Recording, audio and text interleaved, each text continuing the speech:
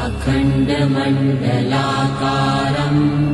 व्याप्तम् येन चराचरम् तत्पदम् दर्शितम् येन तस्मै श्रीगुरुवे नमः। तस्मै श्रीगुरुवे नमः।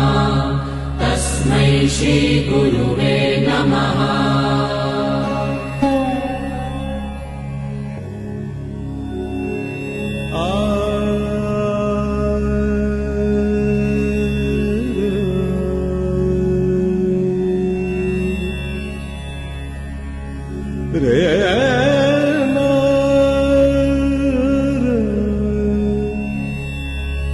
Re